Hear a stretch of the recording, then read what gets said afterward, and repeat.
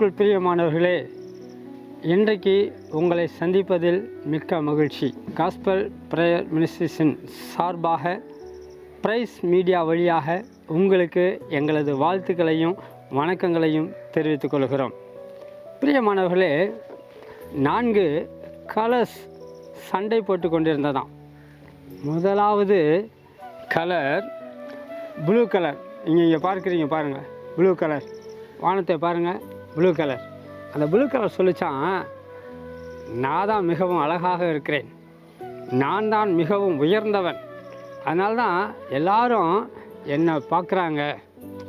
நீங்கள் கடல் அலையை பார்த்தீங்கன்னா, அதில் கடலை பார்த்தீங்கன்னா ப்ளூ கலரில் இருக்கும், பார்த்தீங்களா, அதெல்லாம் எவ்வளோ பெருமை எனக்கு என்று சொல்லி ப்ளூ கலர் வாதிட்டதான்.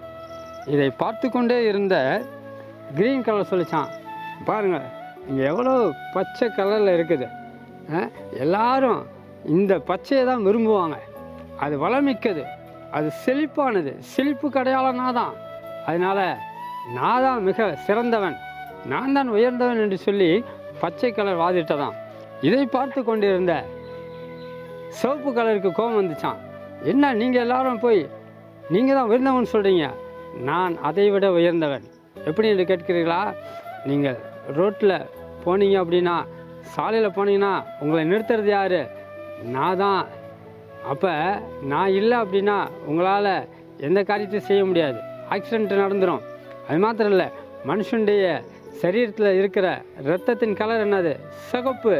அந்த இரத்தம் இல்லை அப்படின்னா எதுவுமே செய்ய முடியாது. அப்போ நான் தான் சிறந்தவன், நான் தான் உயர்ந்தவன் என்று இரத்தம் சிவப்பு கலர் வாதிட்டதான். இதையெல்லாம் பார்த்து கொண்டிருந்த ஒயிட் கலர், ஏன்பா இப்படி சண்டை போடுறீங்க, எல்லாத்த விட ஒயிட் வெள்ளை நிறம் அதுதான் மிக சிறந்தது. எப்படி என்று கேட்கிறீர்களா? நான் பரிசுத்தத்திற்கு அடையாளம். என்னை தேடிதான் அநேக ஜனங்கள் கோயில் கோயிலாக ஏறி இறங்குகிறார்கள். அப்போ எல்லாரும் விரும்புகிறது எது? வெள்ளை. இப்படி 4 கலர்களும் மாறி மாறி சண்டை போட்டு கொண்டிருந்தப்போ திடீர்னு விட என்று சொல்லி ஒரு இடி சத்தம் கேட்டதாம். காற்று, இடி, மின்னல், எல்லா கலரும் காணாமல் போய்விட்டது. என்ன நடந்தது தெரியுமா? பயந்து போய் ஒளிந்து கொண்டார்கள். கலரெல்லாம் மறைஞ்சு போச்சு, காணாமல் போயிடுச்சு.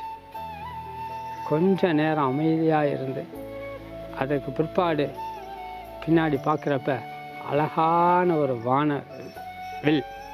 அந்த வானவெளியில் எல்லா கலரும் இருந்துச்சு, 7 விதமான நிறங்கள் இருந்துச்சு.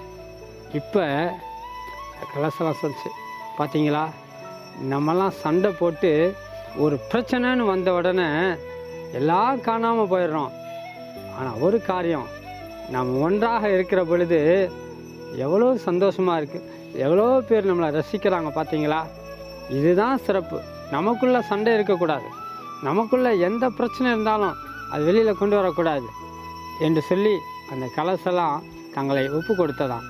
பிரியமானவர்களே, ஒரு வசனம் சொல்லுகிறது, யோவான் 17ஆம் அதிகாரம் 22வது வசனம். ஆண்டவர் இயேசு அருமையாய் ஒரு ஜெபம் பண்ணுகிறார்.